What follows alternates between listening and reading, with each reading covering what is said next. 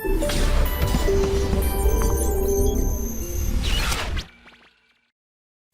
प्यारे से बच्चों को मोशन एजुकेशन प्राइवेट लिमिटेड की हिंदी फैकल्टी SM गौड़ की तरफ से नमस्कार। कैसे हैं आप सभी लोग? स्वस्थ होने चाहिए, मस्त होने चाहिए, तंदुरुस्त होना चाहिए। जैसे कि एज यूजुअल अपन बात करते हैं, आप सभी लोग स्वस्थ हैं, मस्त हैं, तंदुरुस्त हैं तो हम स्वस्थ हैं क्योंकि आपकी तंदुरुस्ती हमारी तंदुरुस्ती है। आप स्वस्थ हैं तो सब मस्त हैं।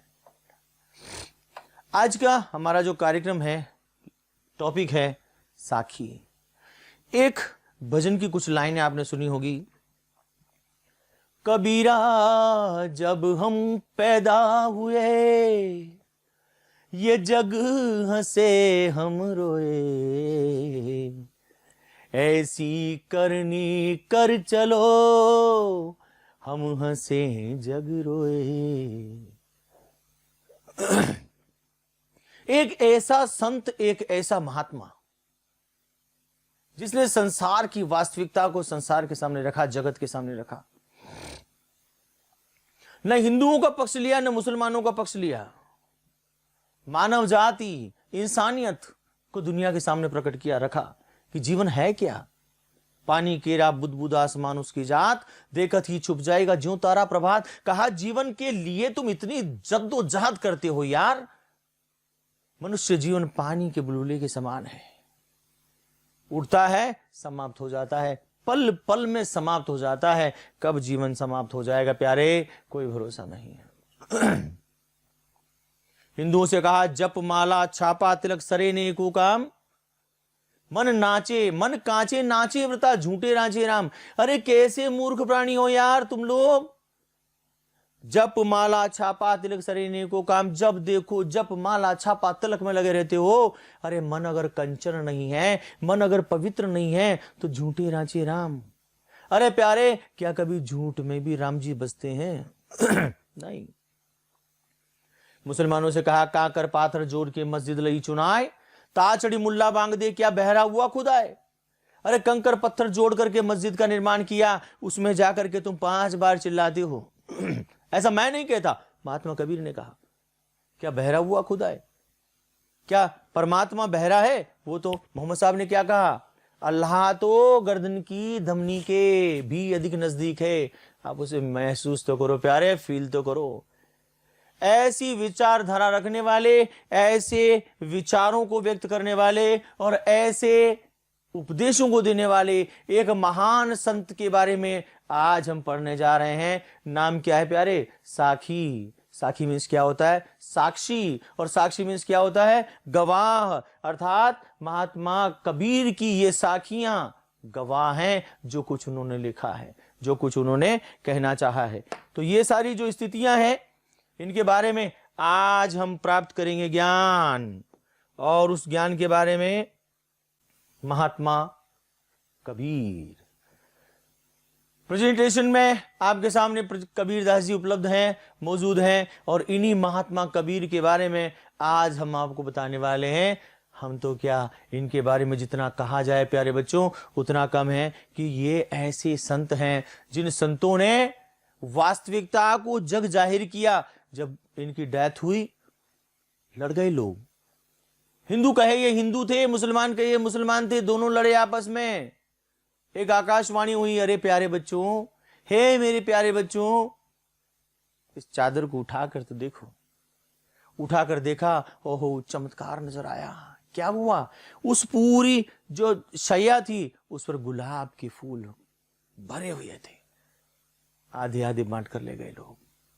लोग अपने अपने घरों में सजाकर, अपने अपने घरों में लगा कर रख लिया लोगों ने कबीर की उन यादों को। आज उन्हीं महात्मा कबीर के बारे में हम पढ़ने जा रहे हैं, एक ऐसे संत के बारे में। देखिए आप, 1398 में इनका जन्म हुआ। कहां पर हुआ बच्चा जन्म? काशी में हुआ। ऐसी मान्यता है उन्हें एक विधवा ब्राह्मणी ने जन्म दिया और लोक लाज से बचने के लिए लहर तारा नामक तालाब के किनारे रख दिया। विधवा ब्राह्मणी ने जन्म दिया और लहर तारा तालाब के किनारे रख दिया। आपने इंग्लिश में भी एक कहानी सुनी होगी, नीरू और नीमा नामक मुस्लिम दंपति ने उनका लालन पालन किया। नीरू और नीमा दंपति पति पत्नी परिवार ने उनका लालन पालन किया। वे अनपढ़ थे। रामानंद नाम के गुरु से उन्होंने निर्गुण भक्ति की शिक्षा प्राप्त की, दीक्षा प्राप्त की। इनके गुरु थे रामानंद जी, संत रामानंद जी। और निर्गुण ब्रह्म, निराकार, ईश्वर का कोई आकार नहीं, कोई प्रकार नहीं। यह सब जो कुछ नजर आता है, ये देखो भक्ति दो प्रकार की है, एक निराकार, एक साकार। निराकार भक्ति जैसे कि कबीरदास जी, महात्मा कबीरदास जी कहते हैं, गुरु रामानंद जी कहते हैं, इन्होंने ईश्वर का कोई आकार नहीं माना, कोई प्रकार नहीं माना, ईश्वर का स्वरूप ऐसा है। दूसरी है साकार भक्ति, जिसके अंदर ईश्वर का एक आकार माना गया है। भगवान राम को जिस रूप में हम पूजते हैं वो आकार माना गया है, भगवान कृष्ण को जिस रूप में पूजते हैं वो आकार माना गया है। तो इन्होंने क्या किया, निर्गुण भक्ति की दीक्षा ली। निर्गुण भक्ति समझ में आ गई आपको? निर्गुण, जिसमें कोई आकार नहीं है, ईश्वर बस परम तत्व है, उसका कोई आकार प्रकार नहीं है। साधु संगति और स्वभाव से उन्होंने ज्ञान प्रसार किया। कमाल और कमली नाम की उनकी दो संतानें थी। हाँ, कमाल और कमली, ये दो उनकी संतानें थी। 120 वर्ष की दीर्घायु में हरि शरण को उपलब्ध हुई। 120 ईयर, 120 साल तक इस जगत में उन्होंने अपने परचम को लहराया, अपनी दीक्षा को दिया, अपनी शिक्षा को फैलाया। कबीर की रचनाओं में ग्रंथावली संकलित है। कबीर ने स्वयं खुद कुछ नहीं लिखा, न लिखना उनका उद्देश्य था। उनकी वाणी से जो अमृत में संगीत निकला, उसे शिष्यों ने लिपिबद्ध कर लिया। हम कुछ सोच सकते हैं यार वो बिना पढ़े लिखे थे। अब बात ये आती प्यारे बच्चों कि जब वो बिना पढ़े लिखे थे तो उनकी इतनी सारी जो चीजें थी, इतनी सारी जो बातें थी, वो कैसे आ गई? देखो, समय के अनुसार हमने देखे काफी लोकगीत आप सुनते हैं, और वो महिलाएं जो गीत गाती हैं वो सुनते हैं। उन गीतों को जब स्टार्ट में किसी ने गाया होगा तो गाया तो तब लिखा नहीं था, उनको देख करके दूसरे लोगों ने सुन लिया, उन्होंने गाया, उनको देखकर तीसरे। ये शादी के गीत हैं, महिलाएं गांव में गाती, शहरों में गाती हैं, ये कहीं लिखे हुए नहीं हुआ करते थे। ये सहज के गीत हैं, ये कहीं लिखा हुआ नहीं हुआ करते थे। क्या करते थे, एक महिलाएं सुन सुनकर आपस में एक दूसरे को बढ़ा देती, आगे बढ़ा देती थी, और वो गीत आगे बढ़ते चले जाते थे। इसी प्रकार कबीरदास जी के गीत थे, वाणियां थी, साखियां थी, उन्हें फिर हर लोगों ने अलग अलग तरीके से प्रस्तुत किया। तो आइए प्यारे बच्चों, मेरे अच्छे बच्चों, स्टार्ट करते हैं आज का पहला दोहा, हमारे पाठ का पहला दोहा। कबीर ने कहा, ऐसी वाणी बोलिए मन का आपा खोए, औरन को शीतल करे आपो शीतल होए, अपना तन शीतल करे औरन को सुख होए। महात्मा कबीर ने बहुत अच्छी बात कही प्यारे बच्चों। हम क्या करें, वाणी एक अमूल है, जो कोई बोले जान, वाणी में दम है। हम जैसा बोलेंगे लोगों को अपना बना लेंगे। ऐसी वाणी बोलिए मन का आपा खोए, आपा मन का क्रोध समाप्त हो जाए। हम ऐसा बोलें कि मन का आपा खोए, औरन को शीतल करे आपो शीतल होए। हम वाणी वचन ऐसा बोली आपा अहंकार समाप्त हो जाए अपने मन का, अपना तन शीतल करे। अपना तन मीन्स क्या होता है बेटा, शरीर शीतल करे, बिल्कुल शांत कर दे, औरों को दूसरों को सुख होए। कुछ ऐसा बोलो यार जो हम खुद भी शांत हों और दूसरों को भी शीतलता प्रदान कर सके। हम गाली गलौच ना करें, हम क्रोधित होकर के ना बोलें, कंट्रोल रखें अपने मन के अंदर अपनी वाणी एक अमूल है, जो कोई बोले जान। आपके पास में वाणी है, ईश्वर ने सबसे बड़ा हथियार आपको दिया है, जिससे आप हर किसी को अपना बना सकते हो, हर किसी को दुश्मन बना सकते हो। क्यों? क्योंकि जैसी आपकी वाणी होगी, लोग उसके अनुसार आपके व्यक्तित्व का आकलन करेंगे कि आप कैसे लोग हो। वाणी एक अमूल है, जो कोई बोले जान। ये तराजू तोल के तक मुख बहारान, तोल मोल के बोल, पहले सोच यार फिर बोल, ऐसा होना चाहिए। तो हमने क्या, ऐसी वाणी बोलिए मन का आपा खोए, अपना तन शीतल करे और उनको सुख होए। हम ऐसा बोले, हम स्वयं भी शांत हों, हम हमारे मन के अंदर जो विकार हैं उनको शांत करें, और हमारी वाणी से दूसरे लोगों को लाभ हो। ठीक है, पहला क्वेश्चन देखिए आप, वाणी का शुद्ध वर्तनी क्या होगा? वाणी होगा, वाणी होगा, वाणी होगा या वाणी होगा? वाणी। वाणी, वाणी मिस वाणी जो मुंह से निकल रही है वो वाणी कहलाएगी। वाणी का अर्थ क्या है? वाणी, यहां तो वाणी आ गया, शुद्ध रूप आ गया, लेकिन इसका अर्थ क्या है? वाणी का पहन होता है क्या? तीर होता है, रस्सी होता है, या बोली होता है? हाँ जी, बोली होता है। ऐसी वाणी बोलिए, ऐसी बोली बोलो। कैसी? जो आपके मन को भी शीतलता प्रदान करे, दूसरे को भी सुख दे। मन का आपा खोने का तात्पर्य क्या है? अपनत्व को खो देना, स्वयं डूब जाना, अहंकार खो देना, या फिर लीन हो जाना। क्या पूछा? आपा खोना। आपा खोने का मतलब क्या है? अपनत्व खोना, स्वयं डूब जाना, अहंकार खोना, लीन हो जाना। हाँ जी, अहंकार खोना। आप अपना आपा जब खो दोगे, अहंकार जब खो दोगे, तो आप ईश्वर के नजदीक चले जाओगे। हाँ प्यारे बच्चों, जब तक हम मन के अहंकार को नहीं खोएंगे, तब तक हम किसी को अपना नहीं बना सकते, तब तक हम किसी के अपने नहीं हो सकते, न कोई अपना बना सकते। इस दोहे में है क्या?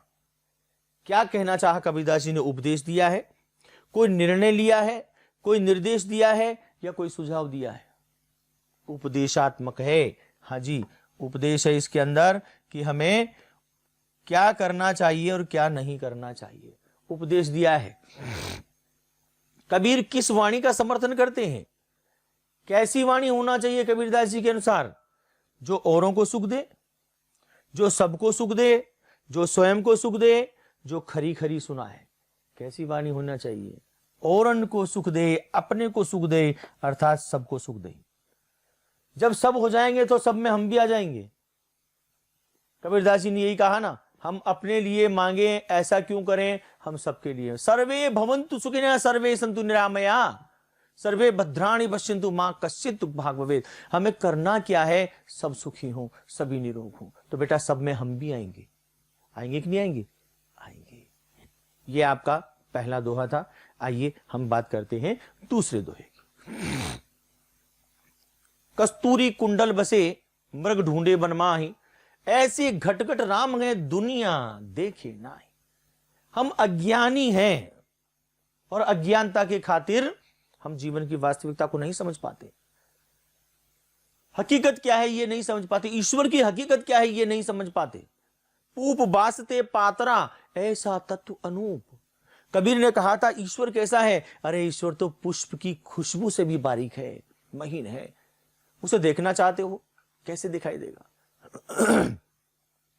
कई नास्तिक लोग होते हैं, वो कहते ईश्वर है नहीं। ऐसी बातें करना व्यर्थ है बच्चों। कहा कस्तूरी कुंडल बसे मृग ढूंढे बन माही। कस्तूरी एक सुगंधित पदार्थ होता है जो कुंडली बसे। कुंडली मीन्स नाभि। किसकी नाभि? मृग की नाभि। मृग की नाभि में कस्तूरी एक सुगंधित पदार्थ जो होता है, उसकी महक कहां से आती है? उस मृग की नाभि में से आती है। लेकिन वो नहीं जानता, तो मृग ढूंढे बन माही। वो मृग ढूंढता है वन के अंदर, वन में जाकर चारों तरफ उस महक को पाना चाहता है। अज्ञानी है, नहीं समझता कि उसका प्रोड्यूसर खुद है। उसकी नाभि में से वो सुगंधित द्रव्य, उस द्रव्य की महक आती है। ऐसे घट-घट राम है। इसी प्रकार हर घट में, हर शरीर में राम का निवास है, ईश्वर का निवास है। लेकिन दुनिया देखे नाई, दुनिया नहीं जानती। ईश्वर को दुनिया बाहर ढूंढती है, सारे जगत में ढूंढती है। गुरुदेव कहते हैं आप अपने मन के अंदर तो देखो यार, अंदर उतरने की क्रिया तो सीखो। ईश्वर अंदर निवास करता है। मेरे प्यारे बच्चों, हम सारे जगत में ढूंढते हैं, लेकिन घट घट हमारे घट घट में राम है, कण कण में राम है, कण कण में ईश्वर है। हम कहां ढूंढ रहे हैं? आवश्यकता कहां है? हमें हमारे मन के अंदर खोजने की आवश्यकता है, मन के अंदर ढूंढने की आवश्यकता है। कस्तूरी कुंडल बसे, कस्तूरी जो द्रव्य पदार्थ है, जो सुगंधित पदार्थ है, वो मृग की नाभि में रहता है, लेकिन मृग पूरे जंगल में उसे ढूंढता फिरता है। उसी प्रकार हम हैं, इंसान हैं, हमारे घट घट में, हमारे कण कण में ईश्वर का निवास होता है, लेकिन हम देख नहीं पाते, दुनिया देखे ना ही, हम उसे सारे जगत में ढूंढते फिरते हैं। समझ में आया? पहला प्रश्न है, कस्तूरी किसे कहते हैं? शांति को कहते हैं, सुगंध है, सुगंधित द्रव्य है या आनंद है? यहां पर कस्तूरी किसे कहा गया है? सुगंध। जो वहां पर सुगंध महसूस हो रही है वही कहा गया है। कस्तूरी कहां बसती है, कहां रहती है? जंगल में, मनुष्य की नाभि में, मानव के मन में या मृग की नाभि में? कस्तूरी कुंडल बसे मृग ढूंढे बनमाही, मृग की नाभि में। वो खुशबू, वो सुगंध कहां पर है? उस मृग की नाभि के अंदर होती है। कस्तूरी किसका प्रतीक है? आनंद, परमात्मा, आत्मा या संतोष? परमात्मा का।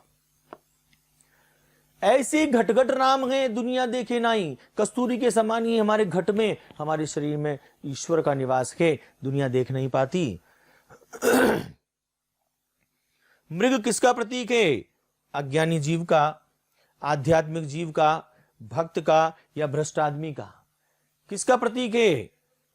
अज्ञानी व्यक्ति का। जिस प्रकार से मृग नहीं देख पाता, उसी प्रकार से अज्ञानी व्यक्ति ये नहीं समझ पाता कि ये खुशबू कहां से आ रही है। इस दोहे का भावार्थ क्या है? एक शॉर्ट आंसर में देखें तो भावार्थ क्या है?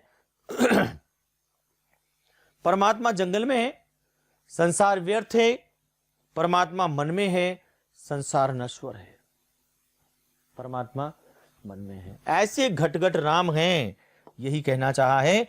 परमात्मा हमारे मन के अंदर निवास करता है, हमारे हृदय में निवास करता है, और हम उसे सारे जगत में ढूंढते फिरते हैं। प्यारे बच्चों, यही कहना चाहा है यहां पर। आत्मा और परमात्मा की बात को यहां पर महात्मा कबीर ने समझाना चाहा। अहंकार, हम और आप बहुत ज्यादा अहंकार में जीते हैं।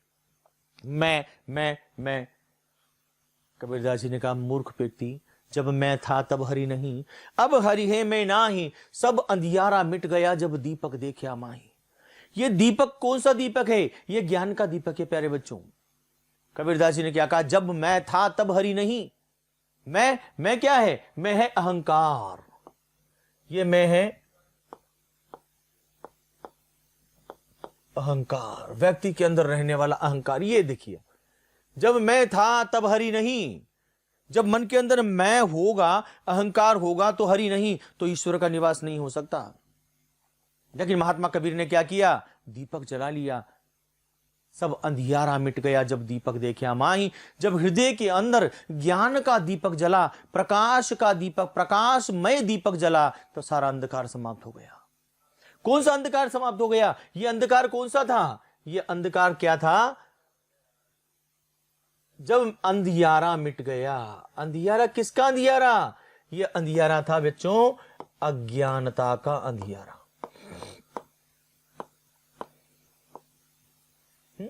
और दीपक देखिया मां, ये दीपक क्या है? कौन सा दीपक? ये ज्ञान का दीपक है। ज्ञान का मतलब यहां पर भक्ति।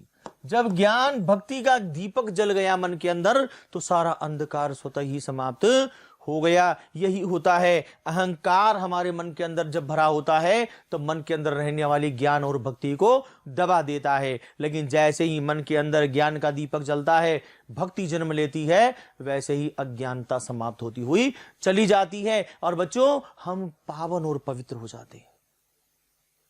मैं का मतलब क्या है?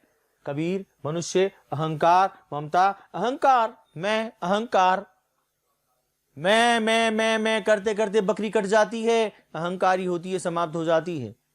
मैं कभी नहीं होना चाहिए। हरि का मतलब क्या है? हरि है मैं नाही। हरि का मतलब क्या हो गया? ईश्वर। अब हरि है मैं नाही, मैं समाप्त हो गया जब ईश्वर का प्रवेश हुआ। ईश्वर किस रूप में आ गया? ज्ञान के रूप में।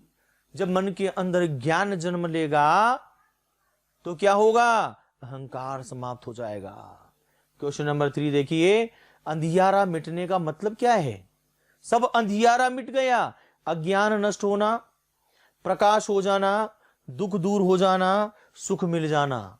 ये अंधियारा कौन सा है? कौन सा अंधियारा मिट गया बेटा? अज्ञान नष्ट हो गया, सब अंधियारा मिट गया जब दीपक देखिया माही। दीपक देखिया माही का मतलब क्या है? अंदर दीपक जला, आनंद भीतर देख लिया, परमात्मा मन में देख लिया, सुख मन में मिल गया, सांसारिक भोग अपने हाथ में ही है। जब दीपक देखे हमारी, मन के अंदर दीपक देखने का मतलब क्या है?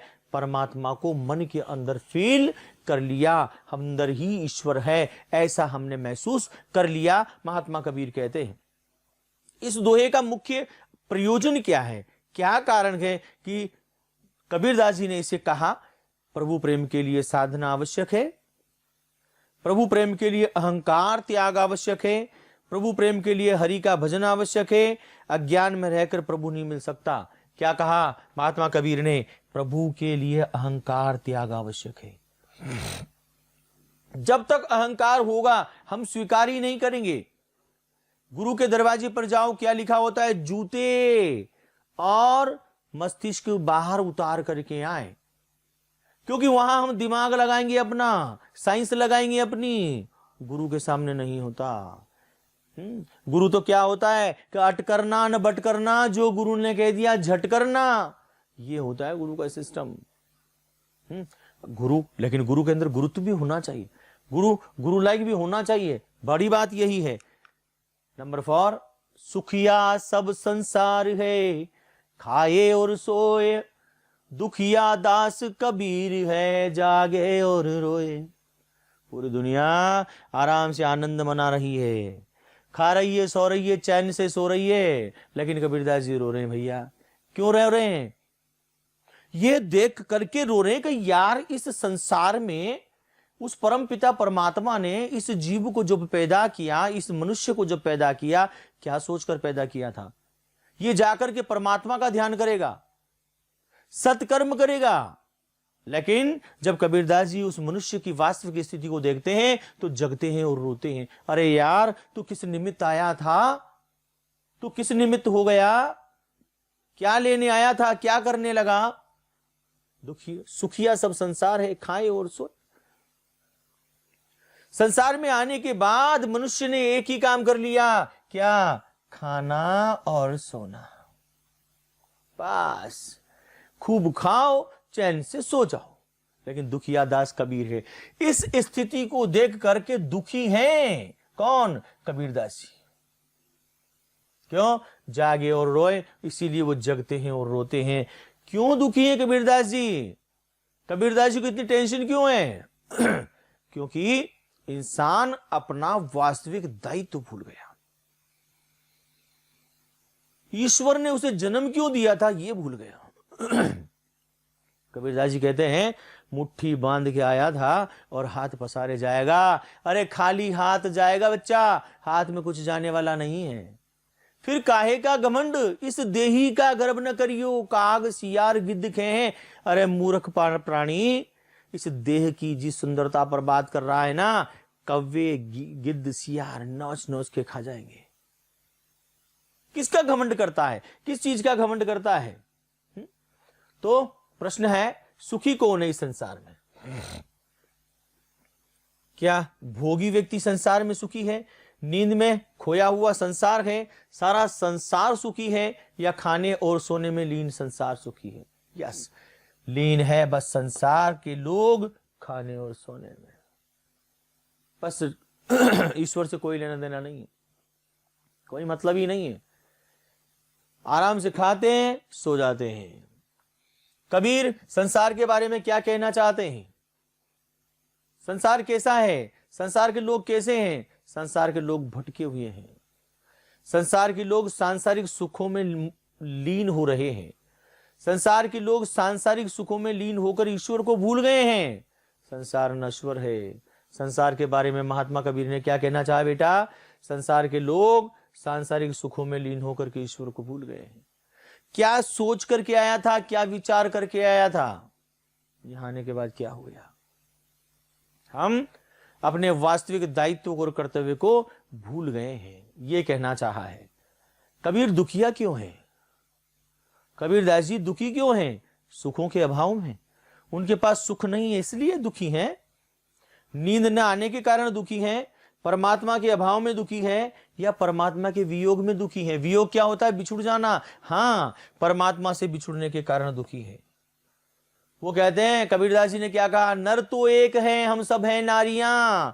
अजीब लगेगा सुनने में, नारियां, ये नाड़ियां जो दौड़ती हैं यही तो नारियां हैं। हाँ, नर तो एक है, वो परम पुरुष परमात्मा वही नर है, हम तो उसके नारियां हैं, ऐसा कबीरदास जी कहते हैं। देखिएगा, जागे का प्रतीक क्या है? जागने का मतलब क्या है? प्रभु के प्रति सजग हो जाना, नींद न आना, प्रबुद्ध हो जाना, या अधिकारों के प्रति सजग रहना। जागे और सोए, हाँ, जागे, प्रभु के प्रति सजग हो जाना, एक्टिव हो जाना, जग जाना, एक्टिव होना। ठीक है। रोवे, रोने का तात्पर्य क्या है? प्रभु की वियोग पीड़ा में लीन हो जाना। वियोग का मतलब मैंने बताया आपको, परमात्मा से बिछुड़ जाना। और जब परमात्मा से बिछुड़ जाएगा तो व्यक्ति फूट फूट कर रोता है उस परमात्मा को पाने के लिए, जैसे कबीर यहां पर रोए और मीरा दीवानी हो गई भगवान श्री कृष्ण के प्रेम में। हाँ, वो साकार भक्ति है, ये निराकार भक्ति है। वहां पर मीरा, मैं तो प्रेम दीवानी मेरा दर्द न जाने कोई, हुई री मैं तो प्रेम दीवानी, ये मीरा थी जो दीवानी। दीवानगी हो तो ऐसी हो यार, परमात्मा के प्रति, ईश्वर के प्रति, जिसने अपनी दुनियादारी को सब कुछ छोड़ करके परमात्मा में लीन कर दिया। एक कबीर है, एक मीरा थी। एक राधा, एक मीरा, दोनों ने श्याम को चाहा, अंतर क्या दोनों की प्रीत में बोलो, एक प्रेम दीवानी, एक दरस दीवानी।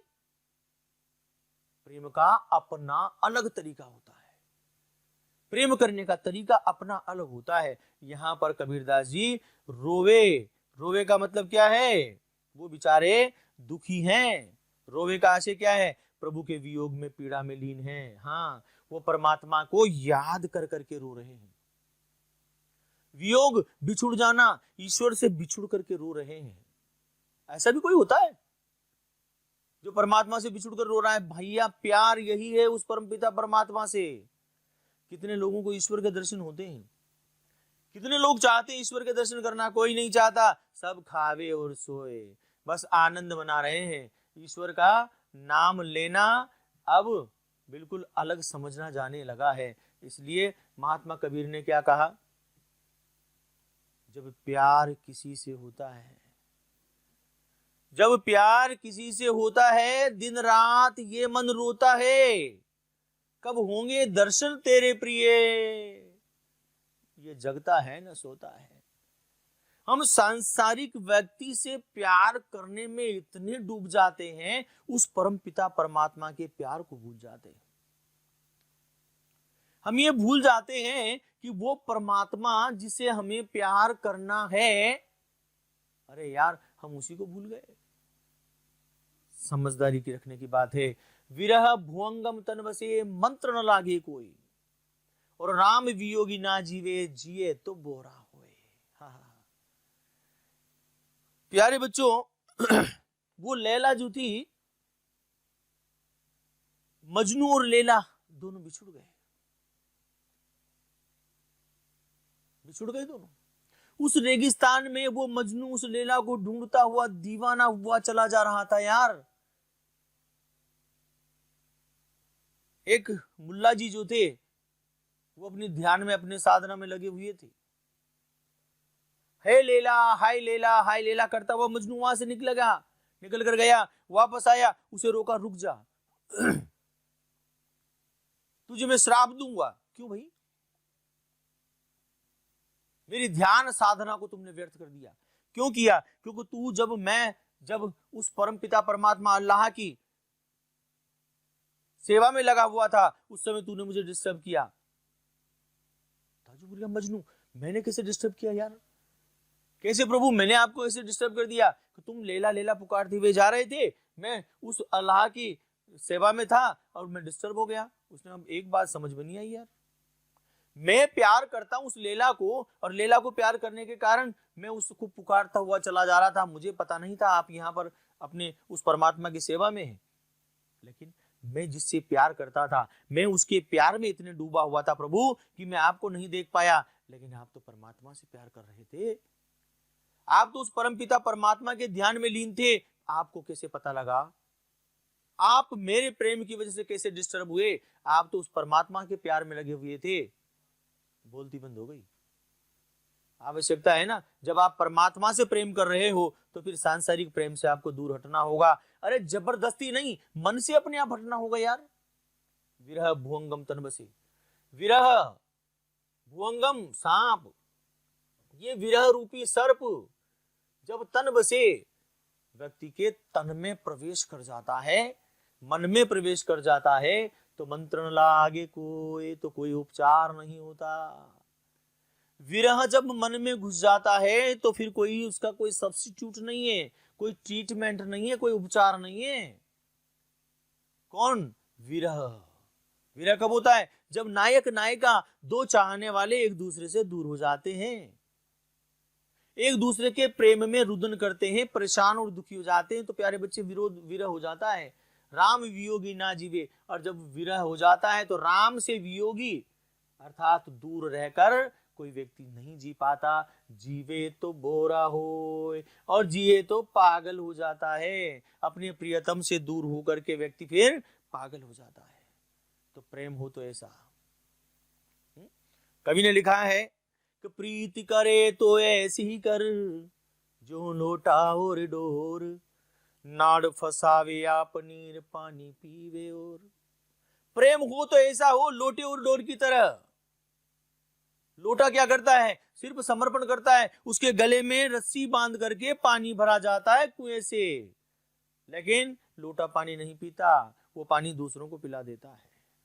प्रेम ऐसा होना चाहिए। भुवंगम किसे कहा गया? सांप को। विरह भुवंगम, तड़प को, वियोग को या संकट को। तड़प, वो जो तड़प है, ईश्वर के प्रति जो छटपटाहट है, वही भुवंगम है।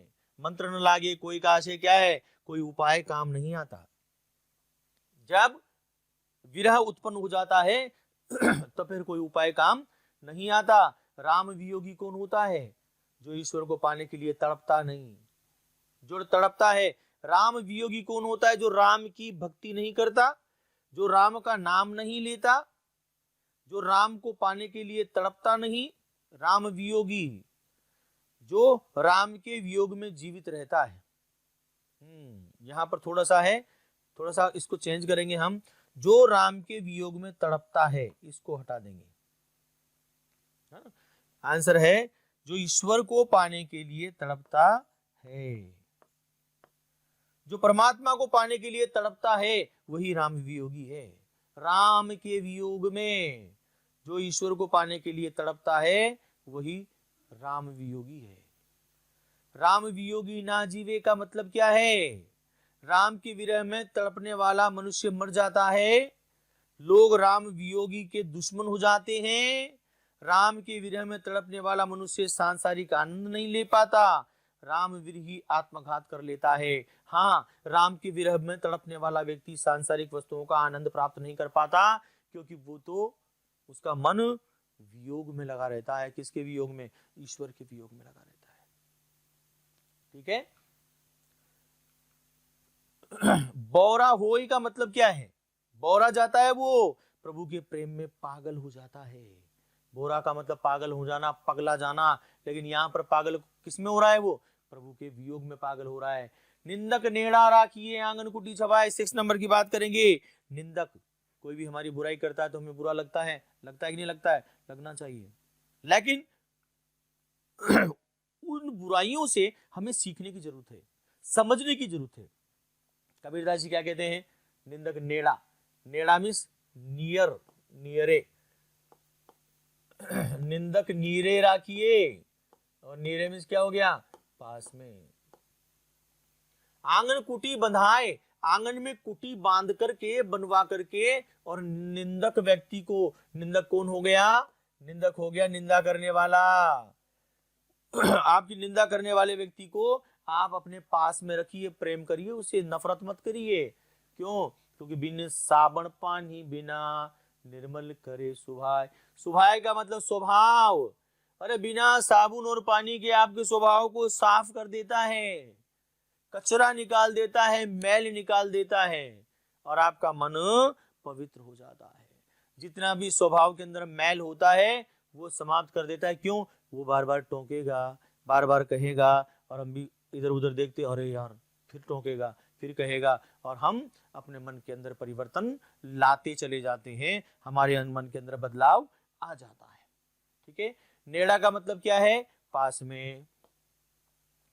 निंदक के बारे में कवि की राय क्या है कि निंदक को अपने आंगन के पास ही रखना चाहिए। अपने कुटिया बनाओ, अपने आंगन के पास रखो, उसकी कुटिया में आंगन अवश्य होना चाहिए। नहीं, निंदक के आंगन में कुटिया अवश्य होनी चाहिए, नहीं, गलत बात है। निंदक को अपने आंगन से दूर रखना चाहिए, नहीं रखना चाहिए, हमें उसके अपने पास में रखना चाहिए। बुरा नहीं लगना चाहिए, पास में रखना चाहिए। टोकेगा बार बार, हमारी आदतें सुधर जाएगी। निंदक का काम क्या है? दूसरों की निंदा करना, अपनी निंदा करना, दूसरों का स्वभाव शुद्ध करना, अपने दोषों को पवित्र करना। बच्चों, दूसरों का स्वभाव शुद्ध करना। वो टोकेगा ना दूसरों को, तो उसमें बदलाव आता जाएगा। सुभाय का तात्पर्य क्या है? सुभाय, स्वभाव, अच्छा भाई, आदत, शुभ, यस, स्वभाव। सुभाय का मतलब स्वभाव, उसका स्वभाव कैसा है। कवि का आशय क्या है? निंदक जब हमारी आलोचना करके हमारी आत्मा को शुद्ध करते हैं, निंदक जन निंदा द्वारा स्वयं शुद्ध होते हैं, निंदक जन सबको शुद्ध कर देते हैं, निंदक जन साबुन और पानी की बचत करते हैं। निंदक जन करते क्या है? निंदक जन हमारी आलोचना करके हमारी आत्मा को शुद्ध कर देते हैं। जब वो बार बार टोकेंगे, बार बार कहेंगे, तो क्या होगा? हम अपने अंदर बदलाव लाएंगे, अपने अंदर परिवर्तन अवश्य लाएंगे। बेटा, ये था निंदक वाली बात। पोथी पढ़ पढ़ जग मुआ, पंडित भया न कोई, एक आखिर पीव का पढ़े सुपंडित होए।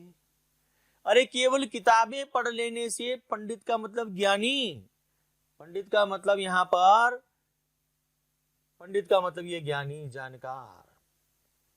केवल किताबी ज्ञान पढ़ लेने से किताबी कीड़े होते हैं। जीवन का एक्सपीरियंस भी आवश्यक है, जीवन में समझदारी का आना भी आवश्यक है। महात्मा कबीर ने क्या कहा? पोथी पढ़ पढ़ जग मुआ, मर गया। ये पूरा संसार पोथी पढ़ पढ़ मर गया, मर गया। पोथी में किताबें, पुस्तकें पढ़ पढ़ के मर गया। लेकिन पंडित भया न कोई, कोई भी पंडित नहीं हो पाया। पंडित का मतलब ज्ञानी, पंडित का मतलब ज्ञानी कहेंगे हम, जानकार कहेंगे हम। लेकिन एक अशिर पीव का, अशिर में अक्षर, अक्षर में, अशिर में अक्षर, ये एक ही अशिर पीव का, पीव मिस प्रियतम परमात्मा, यस, एक ही अशिर पीव का पढ़े सुपंडित होए। अरे उस परमात्मा के बारे में एक अक्षर भी अगर हम समझ जाते हैं तो वही ज्ञानी हो जाएगा, वही परमात्मा हो जाएगा। उस परमात्मा को समझने की आवश्यकता है। कब समझोगे? जब उस परमात्मा से प्रेम करोगे, जब उस परमात्मा के साथ तुम अपनापन लगाओगे, अपनापन रखोगे, तब जाकर उस परमात्मा को समझ पाओगे। पोथी पढ़ने से मतलब क्या है? सिर्फ पुस्तकीय ज्ञान प्राप्त करना, केवल किताबी ज्ञान प्राप्त कर लेना, ये पोथी पढ़ना है। पोथी मीन्स पुस्तक। केवल किताबी ज्ञान प्राप्त करने से काम नहीं चलता। हम क्या करते हैं? प्रैक्टिकल करते हैं ना। प्रैक्टिकल इसीलिए आवश्यक होता है। केवल जो ज्ञान हमने पढ़ा, वो ज्ञान हमारे लिए जीवन में कितना सार्थक हुआ पता कब लगेगा? जब हम प्रैक्टिकल करेंगे। पोथी पढ़ पढ़ जग मुआ का आशय क्या है? पुस्तकी ज्ञान से कोई भी ज्ञान नहीं प्राप्त कर सकता। जग मर गया, संसार मर गया, रटते रटते सब मर गए लोग। किताबें मतलब पुस्तकी ज्ञान से कोई भी ज्ञान प्राप्त होने वाला नहीं है। एक अशिर पीव का, एक अक्षर प्रेम का मतलब ईश्वर का। एक अक्षर, एक अक्षर, कौन सा अक्षर? ईश्वर का अक्षर, ईश्वर से रिलेटेड मैटर। पंडित होने के लिए क्या आवश्यक है? पुस्तक का ज्ञान, शास्त्र का ज्ञान, ग्रंथ पढ़ना, या परमात्मा का ज्ञान। यस, परमात्मा का ज्ञान। हम जब तक परमात्मा का ज्ञान प्राप्त नहीं करेंगे, तब तक पंडित होने के अधिकारी नहीं है, कहने का अधिकारी नहीं है। कवि क्या कहना चाहता है इस पद में? सच्चा ज्ञान पुस्तकों में नहीं होता। ज्ञानी बनने के लिए अक्षर ज्ञान आवश्यक है, ज्ञानी बनने के लिए परमात्मा का बोध आवश्यक है। अपने प्रियतम को ही ज्ञान समझो। हाँ जी, ज्ञानी बनने के लिए आपको परमात्मा का ज्ञान होना आवश्यक है। जब तक आप उस परमात्मा से रिलेटेड, परमात्मा से संबंधित कोई जानकारियां प्राप्त नहीं कर लोगे, तब तक आप ज्ञानी नहीं हो सकते, तब तक आप परमात्मा के नजदीक नहीं पहुंच सकते। बात करेंगे, हम घर जालियां आपना लिया मुराड़ा हाथ, अब घर जालो तास का जे चले हमारे साथ। बहुत डिफरेंट, बहुत डिफरेंट। यहां पर क्या हो रहा है कि हम तो डूबेंगे सनम, तुम्हें भी ले डूबेंगे, है ना। स्थिति कबीरदास जी महाराज यही कह रहे हैं कि हम तो डूबेंगे सनम, तुम्हें भी ले डूबेंगे। कहने क्या जा रहे हैं, देखो सुनो। हम घर जालिया आपना, हमने जला लिया है अपना घर, जालिया जलाया। हम घर जालिया अपना, हमने अपने घर को तो जला दिया है। लिया मुराड़ा हाथ, मुराड़ा मीन्स जलती हुई लकड़ी, ये लीजिए, मुराड़ा मीन्स हो गया जलती हुई लकड़ी। ये हाथ में जलती हुई लकड़ी लेकर के हमने हमारे घर को जला दिया है। बड़ा काम किया आपने। और अब घर जालो तास का, तास का मीन्स उसका, तास का अन्य का। अब हम किसी अन्य के घर को जलाएंगे। जे चले हमारे साथ, जो हमारे साथ चलेगा हम उसके घर को भी जला देंगे। क्या बात है, हमने हमारे घर को जला लिया है और हम अब उसके घर को जलाएंगे जो हमारे साथ चलेगा। वाह, ये कैसा प्रेम है। हा? हम तो डूबे सनम, तुम्हें भी ले डूबे, हमने हमारा घर तो जला लिया, अब हम तुम्हारे घर को जलाएंगे। कैसे जलाएंगे। महात्मा कबीर बहुत ज्ञानी थे बच्चों। उन्होंने कहा मैंने अपने मन के अंदर की अंतरात्मा के अंदर जो ज्ञानता थी, जो अहंकार था, उसे जला दिया है। क्या बात है। हम घर जा लिया अपना, हमने हमारे इंटरनल घर को, अंतः चेतना के अंदर जो विकार थे, कष्ट थे, परेशानियां थी, परमात्मा से मिलने में जो बाधक तत्व थे, उन्हें जला दिया है। लिया मुराड़ा हाथ, हाथ में अग्नि लेकर के, अर्थात प्रण लेकर के, परमात्मा के प्रति समर्पण लेकर के। और अब हम क्या करेंगे, जो हमारे साथी हैं, साथ चलने वाले हैं, मानने वाले हैं, उनके घर के अंदर, अंतरात्मा के अंदर जो पाप है, अहंकार है, उसे भी समाप्त कर देंगे। घर जलने का तात्पर्य क्या है, सांसारिक त्याग। हमने सांसारिक त्याग कर दिया है, इस संसार से प्रेम जो था वो छोड़ दिया है, अब हम परमात्मा से प्रेम करेंगे। मुराड़ा किसका प्रतीक है, आत्मज्ञान का। हमने ज्ञान, जो ज्ञान रूपी आग जो जली है, उस आग से हमने सांसारिकता के ज्ञान को त्याग दिया है। अपना घर क्यों जला दिया, प्रभु को पाने के लिए। प्रभु को पाना है, अब सब काम धाम छोड़ करके अब परमात्मा की खोज में हम जाएंगे, निकल गए हैं। कभी किसका घर जलाना चाहते हैं, जो प्रभु को पाना चाहते हैं। उन्होंने कहा हमने तो प्रभु को पाया, अब जो जो ईश्वर को पाना चाहते हैं उनके घर को जला दिया जाएगा, समाप्त कर देंगे हम। कबीर किस पथ के पथिक हैं, कौन सी राह पर चलना चाहते हैं कबीर, प्रभु प्राप्ति की, प्रभु की प्राप्ति के पथ के पथिक हैं। पथिक में क्या होता है, राहगीर होता है। प्यारे बच्चों, 8 पद थे, उन 8 दोहों को आपने पढ़ा, आपने जाना। ईश्वर कण कण में व्याप्त है, पर हम उसे क्यों नहीं देख पाते। 2 तरह के प्रश्न पूछे गए हैं। ईश्वर कण कण में प्राप्त है, व्याप्त है, पर हम उसे क्यों नहीं देख पाते। साखी के संदर्भ में स्पष्ट कीजिए। हम देख नहीं पाते हैं, क्यों नहीं देख पाते हैं, आंसर देखिए। ईश्वर कण कण में व्याप्त है, फिर भी अज्ञान, अविश्वास और अहंकार के कारण मनुष्य उसे देख नहीं पाता है और प्रभु के दर्शन नहीं कर पाता है, वो भक्ति को अपना नहीं पाता है। क्यों नहीं अपना पाता वो भक्ति को, क्योंकि उसकी सोच नहीं है ना यार। उसके मन के अंदर तो अज्ञानता भरी है, मन के अंदर अविश्वास भरा है, वो अपने गुरु की बात पर विश्वास नहीं करता है, उसके मन के अंदर अहंकार भरा है। और जब तक मन के अंदर अहंकार भरा होगा तब तक वो ईश्वर को पाने वाला नहीं है। संसार में सुखी व्यक्ति कौन है और दुखी कौन है। यहाँ सोना और जागना किसका प्रतीक है, जागे और सोए। सुखिया दास कबीर है, दुखिया दास कबीर है, जागे और रोए। तो यहाँ पर जगना और सोना क्या है, कबीरदास जी कहना क्या चाहते हैं, कबीरदास जी ने कहा, संसार में सुखी वही है जो भगवान के प्रति जागृत न होकर तन मन से सांसारिक सुखों को भोगता है। क्या कहा? भगवान के प्रति जागृत न होकर सांसारिक सुखों को भोगता है, सिर्फ वो सांसारिक भोगों के प्रति लगा रहता है, वो व्यक्ति दुखी है। क्यों?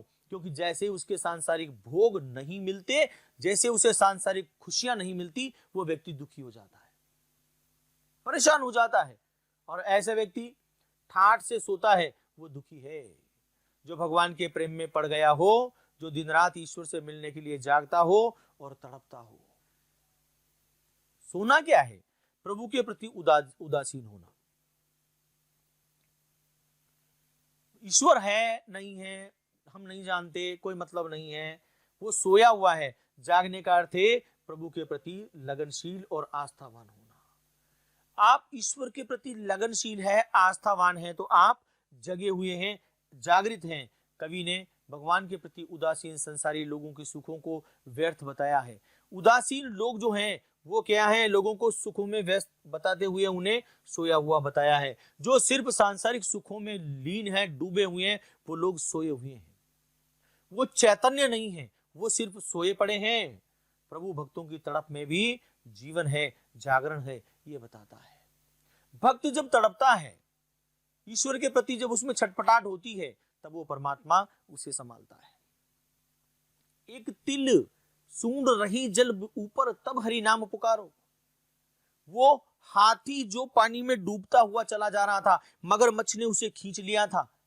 थोड़ी सी सूंड बाहर रहने के बाद परमात्मा, उसने सोचा अब तो मर जाएंगे, उसने ईश्वर को पुकारा, हे नारायण, और जैसे ही नाम पुकारा, ये डूबने वाला था, प्रभु ने अपना चक्र सुदर्शन छोड़ा, दौड़ती हुई आए, मगरमच्छ को विग्रह किया और उसे बचा लिया। अरे अंतः मन में, अंतः चेतना में, हमारे हृदय में ईश्वर का वास होना जरूरी है। एक अशीर पीव का पढ़े सो पंडित हुए। इस पंक्ति द्वारा कवि कहना क्या चाहता है?